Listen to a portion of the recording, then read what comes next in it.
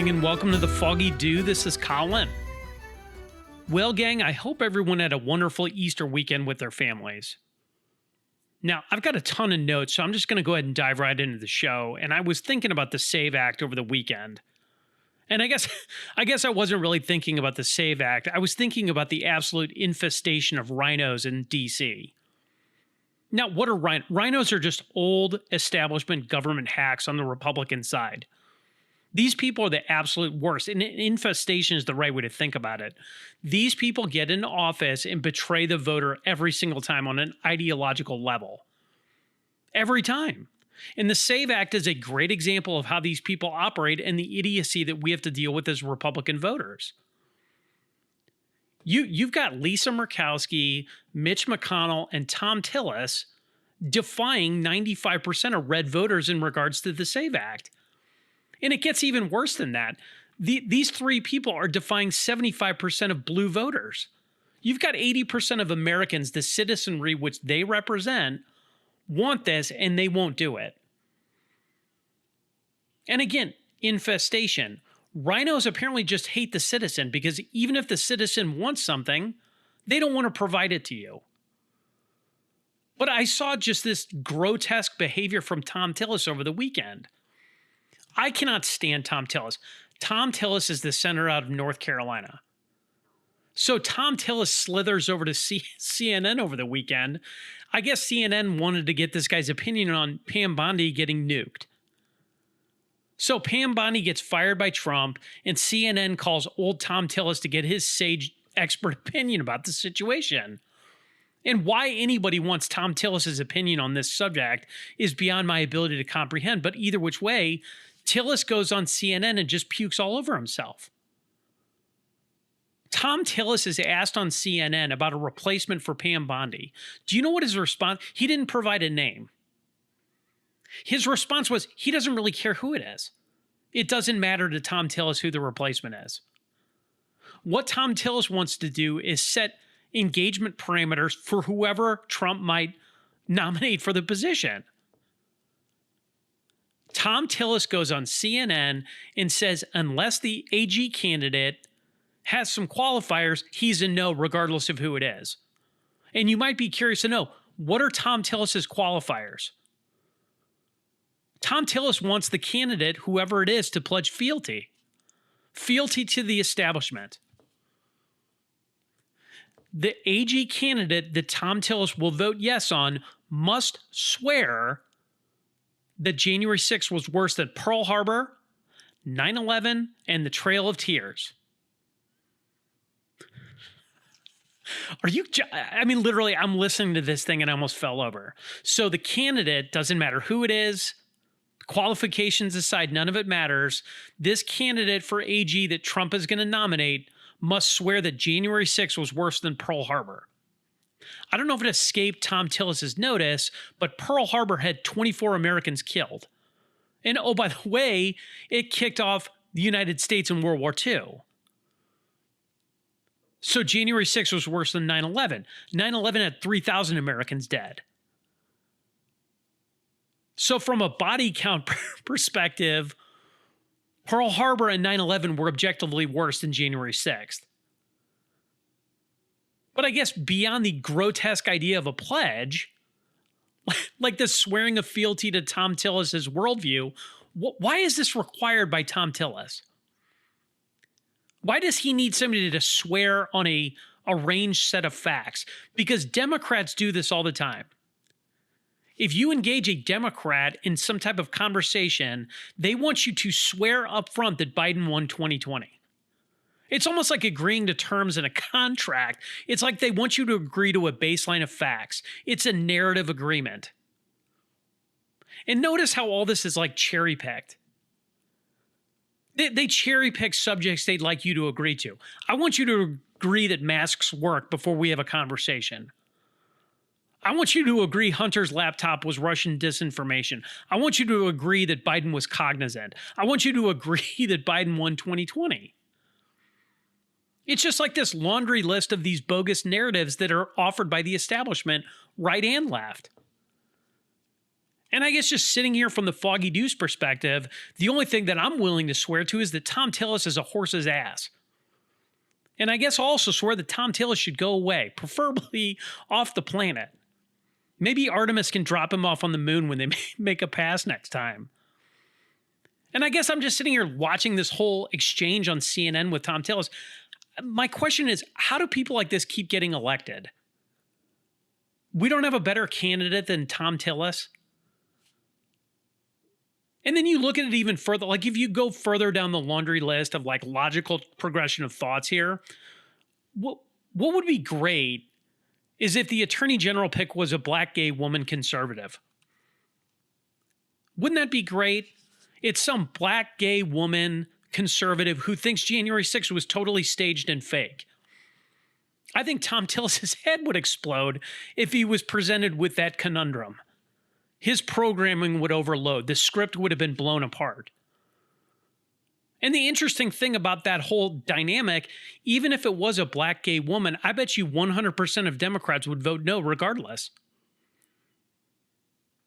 And I just thought about it when I was talking about a black gay woman for the AG candidate. It's like Obama. It's like Obama going out and stumping in Virginia for the white lady, Spamberger. So for all of Obama's racial salad stew, he goes out and opposes the black woman conservative who's running to be a governor for the first time in United States history. And I had to laugh with all this stuff because it's so contradictory. And I guess Orwell was right. Quote, here's George Orwell in 1984, quote, to know and not to know, to be conscious of complete truthfulness while telling carefully constructed lies, to hold simultaneously two opinions which canceled out, knowing them to be contradictory and believing both of them, to use logic against logic, to repudiate morality while laying claim to it, to believe that democracy was impossible and that the party was the guardian of democracy, to forget whatever was necessary to forget, then to draw it back into memory again at the exact moment was needed, and then promptly forget it again, and above all, to apply the same process to the process itself. That was the ultimate subtlety. Consciously to induce unconsciousness, and then once again to become unconscious of the act of hypnosis you just performed. Even to understand the word doublethink involved the use of doublethink.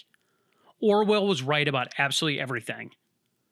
They will tell you one thing to your face and do the exact opposite, and then you sit there as a voter and wonder how this parlor trick is being accomplished. George Orwell is an absolute political genius. If you haven't read 1984, I would do it immediately. More to come on this whole thing with Tom Tillis. So, switching gears, I wanted to talk about Iran because that is really popping off, and it'll probably pop off more the rest of this week, but a couple of Iran thoughts. And I thought I wanted to kick this off talking about the amazing rescue over the weekend. And hopefully you saw it because there will be a movie about this whole rescue that occurred in Iran. And I guess just a short sequence of events here, an F-15E was shot down by a Russian missile in southwest Iran. The pilot and the weapons systems officer, which is a WSO, they both ejected safely. It's a two-man crew. Well, the pilot of the craft was recovered within minutes, but the WSO had a busted ankle. So here you have the weapons systems officer with a busted ankle deep in enemy territory in southwest Iraq. Well, here comes Iran's militias. Iranian militia goes on this massive manhunt. They had drones, dogs. They're going after this guy. They want a prisoner. Well, the weapons systems officer climbs a 7,000-foot ridge to escape the militias. And the U.S. then is just smoking anybody who tries to get close to this guy. Well, there's a Warthog providing air cover to the WSO, and that Warthog got shot down. Well, the crazy thing about that is the Warthog pilot was then immediately rescued. But the U.S. military is just pounding the Iranian military, anybody that tries to get close. Well, by hour 36, a special ops insert team went in and engaged the Iranian militias in a shootout. So now you have special operations guys just firing at Iranian militias while they're trying to get this guy out. But the special ops guys end up locating the WSO, the weapons systems officer. They end up stabilizing him under heavy fire, and then they're able to extract out. The United States military destroyed all Iranian assets on the ground around this guy. And then what they did is they cleaned everything up. You had all the downed planes, the warthogs, all that equipment was destroyed. So you had all the equipment that was destroyed on the ground. Every single person involved in this ended up being safe. The WSO is safe, the pilot's safe, everybody's extracted. It's a huge win. It's a huge win. That is a daring operation, and thank God all these men are safe. But a movie's going to get made about that. And I guess if you look beyond that, tactically, that is a huge, huge flex. And to be fair, if you back away from this whole situation with Iran, and I thought it would be helpful to kind of prep what's going to happen this week ahead, the United States has absolute, total tactical control here. And we have absolute superiority over Iranian military assets at this point, which brings up this entire other situation that's going on here, the other dynamic that our media really is not talking about. So I think the established baseline here is that the U.S. is in tactical control. So why is Hormuz then closed or partially closed? Have you ever thought about that? We sank their navy. We're destroying all their missile systems. So why is the Strait of Hormuz still closed or partially closed? We're dominating, right? What's going on here? Well, I'd like to offer you a thought experiment. What I would tell you is the reason why the Strait of Hormuz is partially closed or closed at this point is because of NATO. I think NATO and Europe is really the answer to the question here. Because if you look at NATO and Western Europe, the old rules-based order that I've talked about, like the global norms, the rules-based order, all of that infrastructure was built around U.S. guarantees. U.S. guarantees, i.e. the U.S. military, i.e. the U.S. Navy, that rules-based order was based on the United States keeping sea lanes open. And I guess if you think about it from like the movie Dune, the spice was flowing. You had oil, natural gas, all flowing to Western Europe, to NATO countries, and it was all done through U.S. military superiority. But if you look at it that way, that the United States was the guarantor of the spice flowing, of the oil flowing, of the natural gas flowing, the EU, Western Europe, all the NATO countries, they built their reality around this last 40, 50 years. They constructed a reality around themselves inside of their own politics where the United States military would always be the guarantor of global shipping. And if you look at it from that perspective, that means that the EU and Western Europe basically got free insurance, a peace dividend. I've talked about it. Again, they built their reality around it. They built their politics. They built their art. They built their economy. They're spending a peace dividend. They don't have to invest in military infrastructure because the United States is just always going to be there. Our big brother, the U.S. military, is always going to be there protecting the shipping lanes. Well, what did they do with that peace dividend? The EU and Western Europe, and Canada as well, all of those entities stagnated and fell into socialism. That's how they decided to spend their peace dividend. And I guess another way to think about it is that rules-based order post-World War II was a Ponzi scheme. It was a debt pyramid that the U.S. taxpayer funded. The U.S. taxpayer funds it, but gets no broader benefit. You have the EU, Western Europe, global elites in the WEF, the World Economic Forum. They all lived in a reality where United States security provided by the U.S. government and the U.S. taxpayer, that was gravity to them.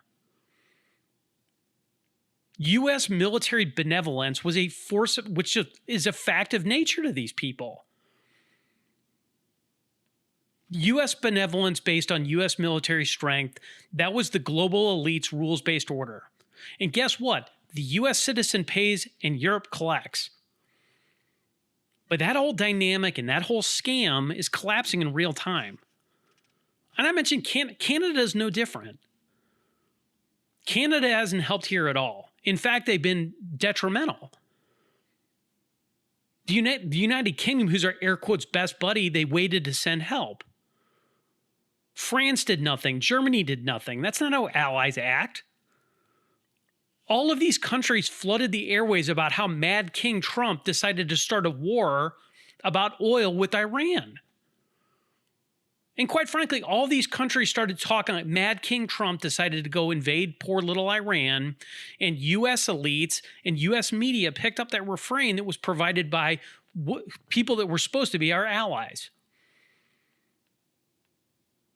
France, Germany, Spain, Canada didn't help. Australia didn't help. I mean, heck, over the weekend, Spain closed its airspace to the U.S. military. That's not how allies act. Our ally, Spain. These NATO countries are even saying that they don't want our bases there anymore, to the point where Marco Rubio had to come out and say, look, if you guys don't want us here, we'll leave. I think the U.S. is spending $60 billion a year to keep these bases operational in Western Europe. How about we just close all those guys and Russia can just march right in? So you don't want our bases there anymore. You don't want our soldiers there anymore. You want to deny us airspace. Are all those markers of allies? Is that how allies act with each other? Does that how people that appreciate what the United States taxpayer and the U.S. military does, is that how people that respect that act? Of course not. And what I would tell you is, I think this is not unlike a lot of things that Donald Trump does. It's just like Tom Tillis. What you are seeing right now is exposure in a lot of it.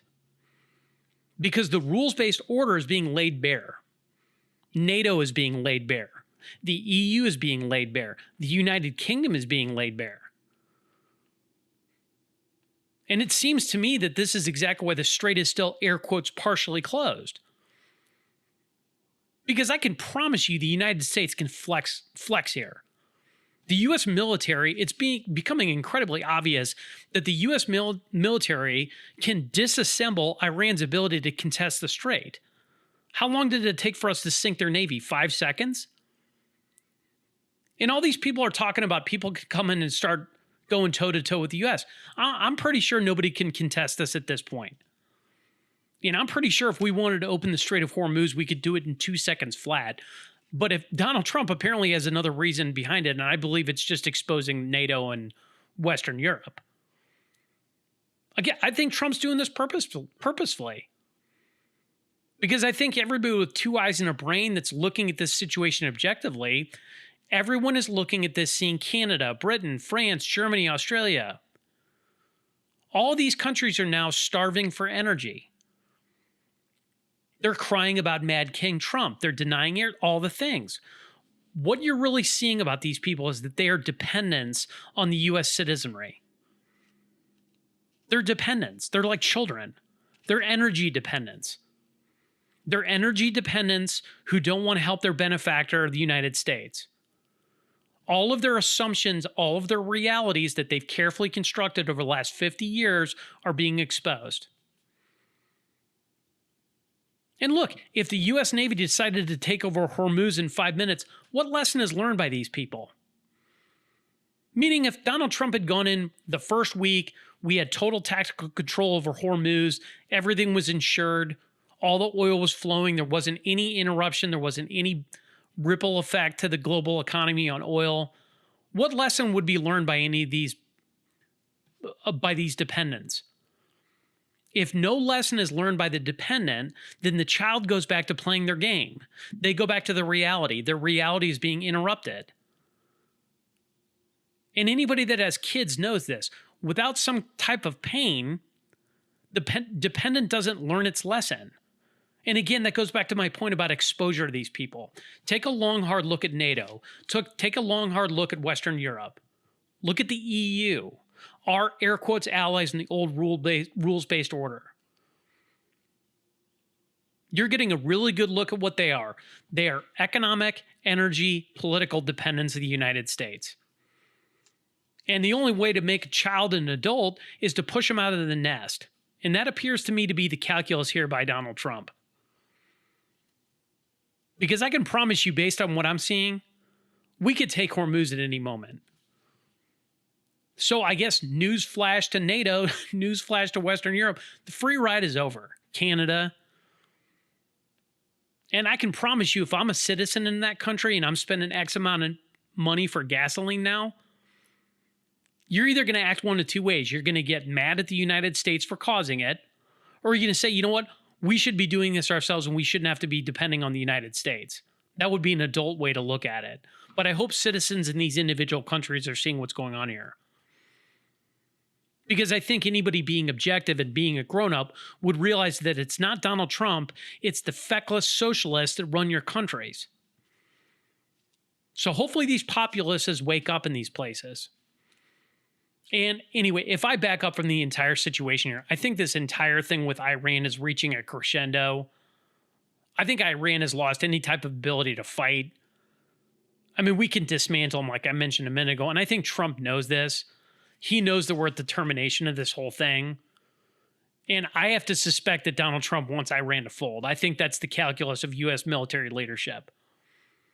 And it's interesting to me, I talked about Easter when I got on the air first off on the show. He's threatening them on Easter morning. He's putting true social posts out threatening them.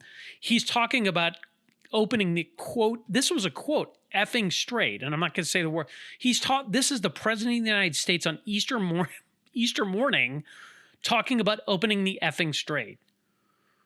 He could open it yesterday if he wanted to. And I'm getting really kind of tired. It's interesting watching all the news coverage on this because I watch every kind of show, mainstream media, you name it. The media coverage on this is so negative.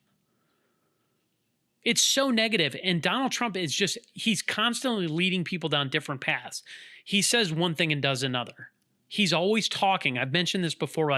He has this unique ability to talk. It's all misdirection. And the media just bites on every single thing he says. They keep falling for it every time. But to me, it's almost like he's orchestrating chaos with this. He knows exactly what he's doing here. He's orchestrating chaos, but he's doing it intentionally. And to be fair, having everyone think you're crazy is a pretty good way to win a war. If people think you're crazy, that makes you unpredictable. That makes you vicious. That's good if our enemies are perceiving Donald Trump that way. But look, I hope this whole thing with Iran is over with soon. Apparently, Iran has an 8 p.m. deadline on Tuesday. I've been seeing things. I'm recording this late Monday. Iran is remaining defiant as I'm recording the show. But again, they have zero power here.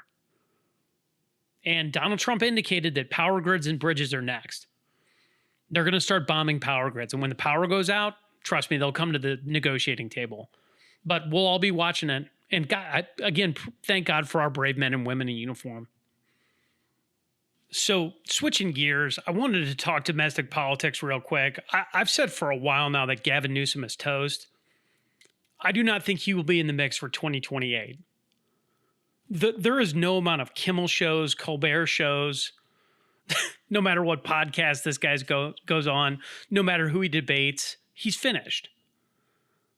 Gavin Newsom is finished politically, and the evidence keeps piling up. There is some absolutely crazy data coming out of California, and I guess where to start with this delight of a segment. And I guess I'll start with fraud. Now, if you'll remember, like a week or so ago, J.D. Vance was actually appointed as the fraud czar in the Trump administration. J.D. Vance's focus as the fraud czar will be cleaning up federal fraud. And the best place to start doing that is with CMS. Now, CMS is Medicare, Medicaid, federal. CMS federally is run by Dr. Mehmet Oz, and Dr. Oz reports to RFK. Well, hopefully you've been watching what Dr. Oz is working on because he has been absolutely hammering California. There have been federal investigations galore, and this goes well beyond the Nick Shirley stuff. This is actual federal oversight of California's fraud. Well, here's Dr. Oz reporting back on this stuff. Dr. Oz reported that 221 hospice centers were shut down in LA County. 221 hospice centers shut down in one county. LA County had 18% of all hospice centers nationally. I think that 221 hospice centers in one county. I guess there's just bodies piled up in LA County. And it's interesting because California actually has 1/3 of all hospices nationally, the state of California. There are 1,800 hospices in California. Let me tell you something. If there are 1,800 hospices in the state of California, that means that kickbacks, fraud schemes, bogus billing, false claims, those are going on all over the place. And who's doing that? Who's doing all the fraud schemes? That'd be organized crime, that'd be cartels, that'd be foreign actors. This is just a total nuke by Dr. Oz. They shut down 221 fraud centers. Why did nobody ever look at this? Nobody at the federal or state level ever noticed this. And I guess my question about this is we definitely don't need Doge, right? And it's so interesting looking at all this fraud in California. If there's this much fraud, if there's this much illegal billing, all of it, then I'm sure voting just works like a Swiss watch in California, right? I bet elections are totally secure, right? Dr. Oz anticipates about $100 billion in fraud nationally, in CMS fraud nationally. And California is obviously a hotbed of that, $100 billion in fraud. And it gets a lot worse when you zoom into the state of California. Don't forget, California has state Medicaid also. There is federal, CMS runs Medicare and Medicaid federally. But California, the state of California, also has state Medicaid. So state taxpayers fund that program.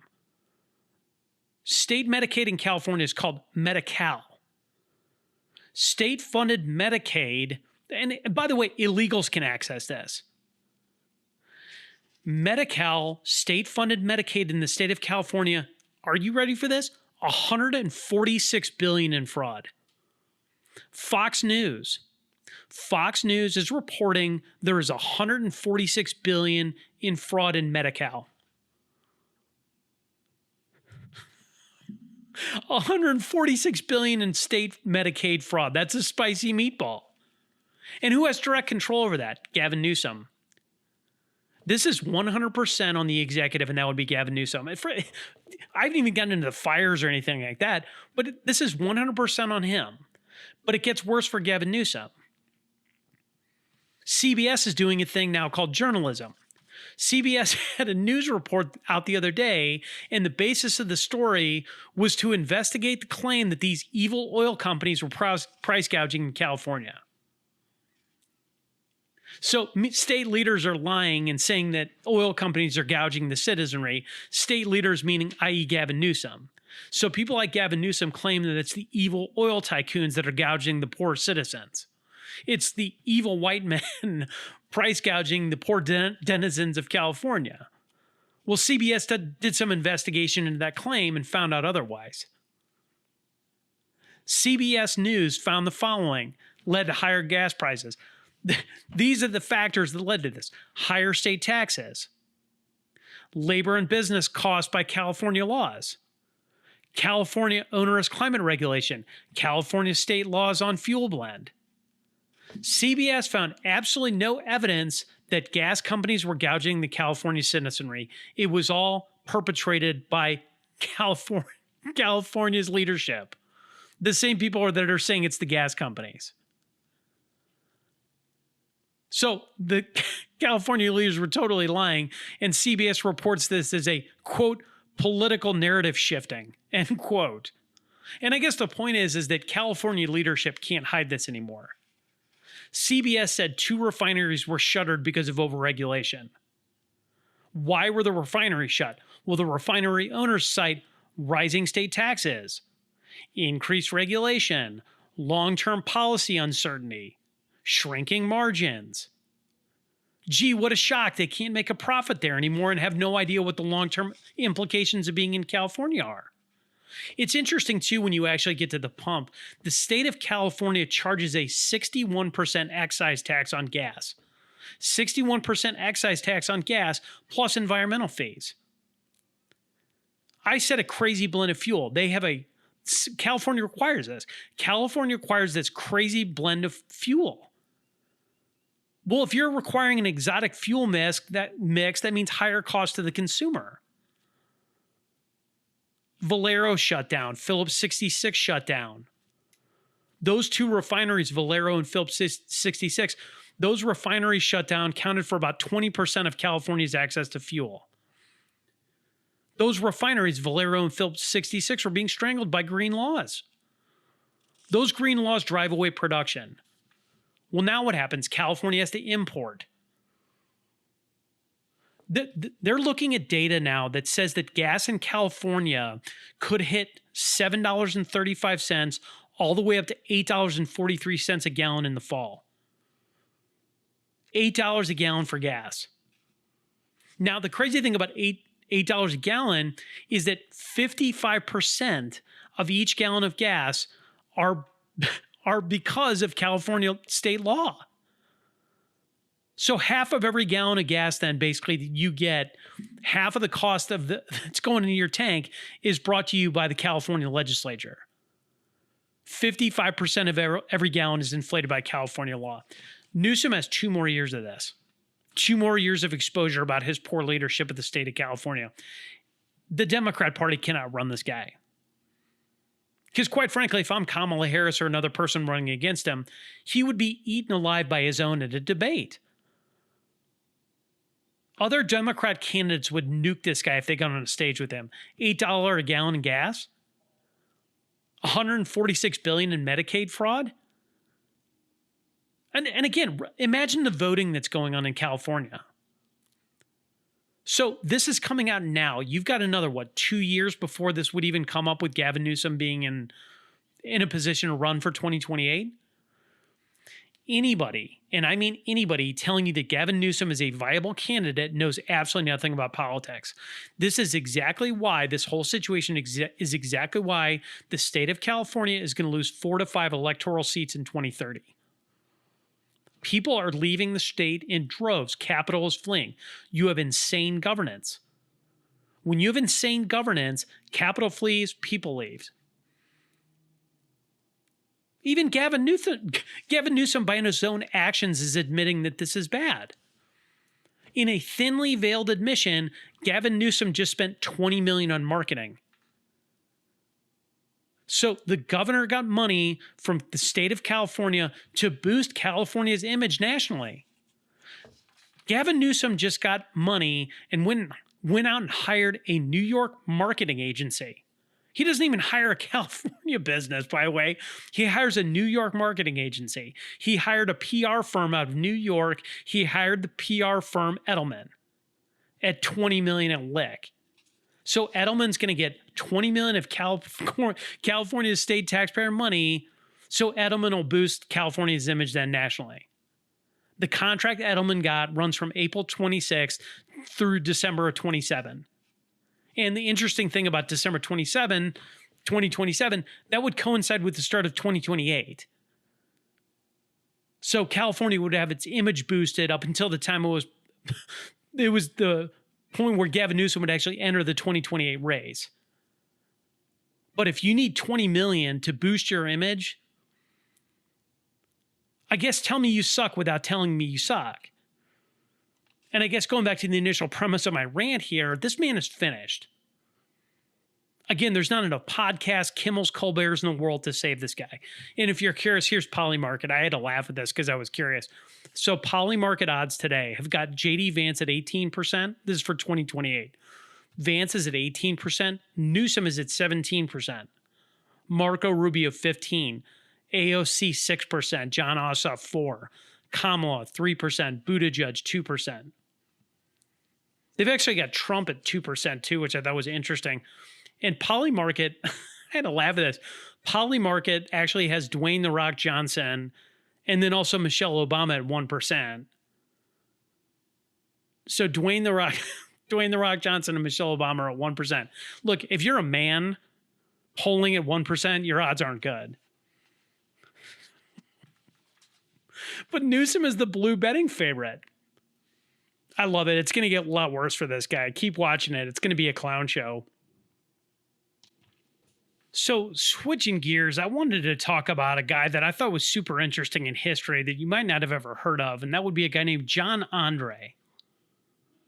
Well, you might be asking yourself, who is John Andre? Well, John Andre was born in London in 1750. This guy is an English-born citizen. But by 1771, Andre had actually joined the British Army. Now, Andre was well educated. He was from an aristocratic family. He was commissioned as a lieutenant when he joined the army. Well, 3 years after his commissioning in 1774, and you're getting ready to the dates here, you're coming up to the Revolutionary War, but by 1774, Andre had been deployed in the American colonies and revolution was brewing. Now, it's interesting because Andre was actually captured by the Continental Army in 1775 when he was up in Quebec. Andre was freed from his captivity, freed in a prisoner swap, and then he was promoted. And after his promotion, he was actually assigned to a unit under a guy named General Charles Gray.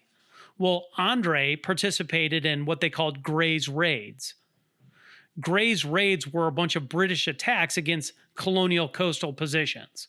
They attacked places like New Bedford, Fairhaven, Martha's Vineyard.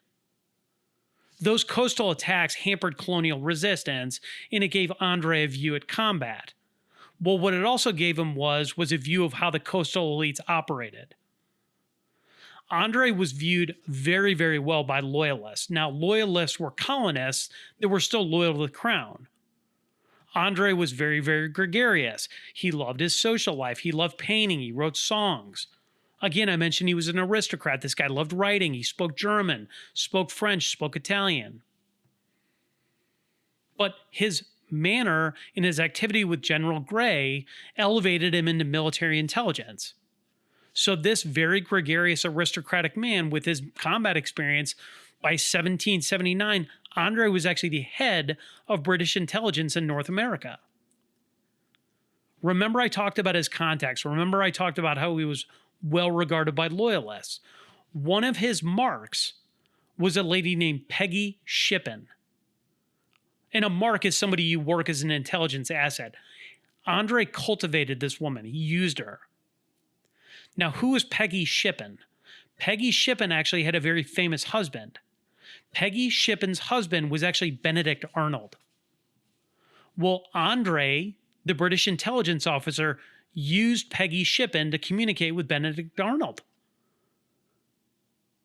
Everybody knows the name Benedict Arnold, but Benedict Arnold was a colonial officer. He was a major general in the colonial army. This man was wounded twice in combat. Benedict Arnold, up until this point, was an American hero. He was the hero of the Battle of Saratoga. But as the war progressed, Arnold became very, very bitter against the American military leadership. His fortunes were directly affected by the Revolutionary War. He lost a ton of money in the Revolution. He also became very resentful of the Continental Congress. He believed that the Continental Congress owed him. The Continental Congress owed him money, owed him promotions. Now, Andre knew all this about Benedict Arnold from Peggy Shippen, his wife. So Andre used Peggy Shippen to contact Benedict Arnold to foment his traitorous streak. Well, what happened then is that Benedict Arnold leaked critical information back through Peggy Shippen to Andre. So Andre is using Peggy Shippen to communicate with Benedict Arnold, the traitor. Well, Andre kept this whole thing going. He promised Benedict Arnold huge wealth for assisting the British. Peggy Shippen wanted that for her husband. She wanted it for herself. Well, as this relationship between the three of them progressed, more and more information was released. Vital intelligence. So as part of this entire communique, part of his treason, Benedict Arnold was angling for command of West Point. And West Point back then was a fort. It was a critical fort that overlooked the Hudson. And Benedict Arnold's goal was to take command of West Point and then surrender it to the British. Control of West Point would give the British control of the Hudson. Control of the Hudson would be a death blow to the colonial army. Well, by 1780, Benedict Arnold was in a position to do this. By 1780, Benedict Arnold is in command at West Point. He's ready to give the fort away. So Andre makes his move. Andre takes a warship up the Hudson, and that warship was called the Vulture. So here's Andre taking the Vulture up the Hudson to West Point. The Vulture was spotted in the Hudson River. It was spotted by 2 colonial soldiers. So those two colonial soldiers start shooting small arms fire at the Vulture. Those small arms shots were ineffective, so those two men broke off. Those two men broke off and went for reinforcements. So during that break in the shooting, Benedict Arnold sent a boat out for Andre. That boat picks up Andre off the Vulture, takes Andre over to Arnold. So here you have Benedict Arnold and Andre on the shoreline. You remember, you still have the boat sitting in the Hudson. So the Vulture's still sitting in the Hudson. Well, by the time they had gotten Andre off the boat, those two guys that I mentioned before had gotten their reinforcements.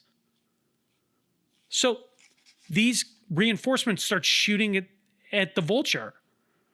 They're shooting cannon. They have more small arms fire. So the Vulture is forced to flee. So again, imagine the situation. Andre had been taken off the Vulture. He's with Benedict Arnold on the shore. The Vulture is being attacked and it's forced to flee. Now what you have is a situation where Andre is now stranded behind enemy lines with Benedict Arnold. Well, what does Andre do? He takes off his uniform and tries to travel incognito.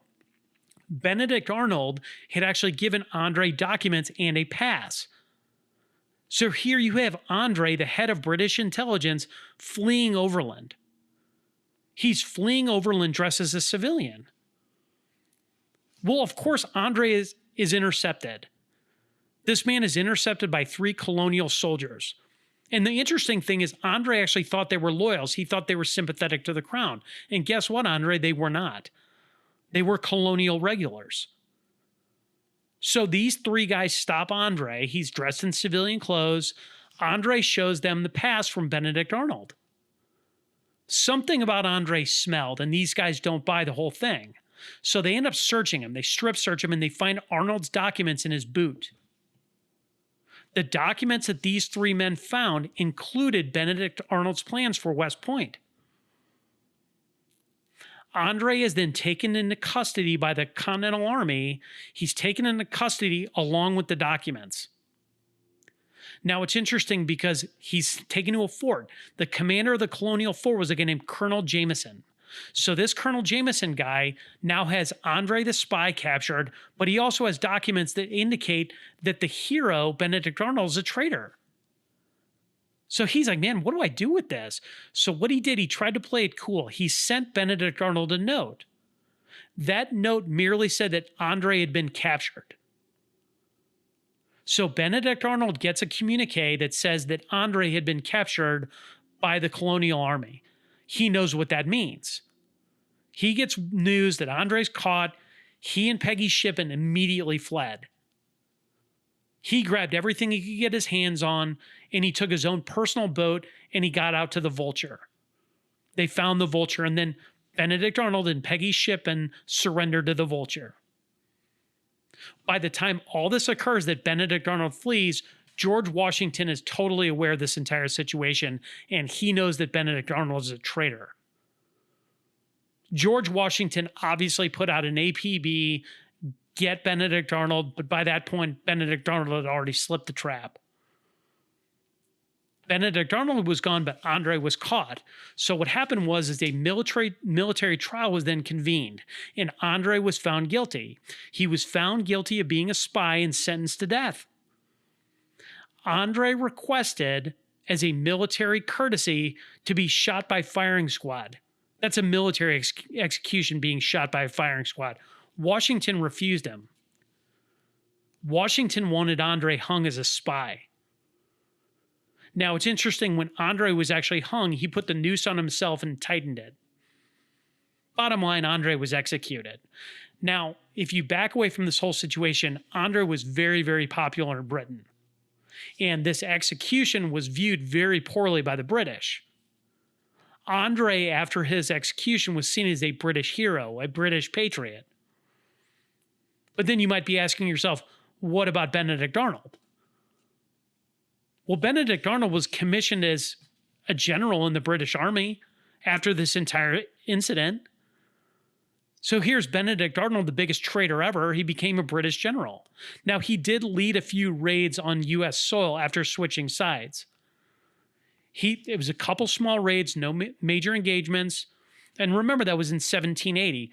Well, by 1781, Cornwallis is surrendering. And that same year when Cornwallis surrendered, Benedict Arnold fled the U.S. So Benedict Arnold flees the U.S. He's now in exile in England. But Benedict Arnold died in 1801 at Broken Man, and his name historically is synonymous with traitor. In the last 15 years of his life, Benedict Arnold was in absolute moral agony. He was the ultimate traitor. Everyone hated him, including the British. A complete pariah. And Peggy Shippen was exactly the same. Her family absolutely hated this woman. They disowned her. Peggy Shippen was 1,000% complicit in treason. And it's interesting because she actually did travel back to the U.S. once in 1790. So 10 years after this entire incident, her family didn't even want to see her. Not only did her family not want to see her, when word spread that she was on U.S. soil, mobs started forming. Well, these mobs formed, they wanted to hang her.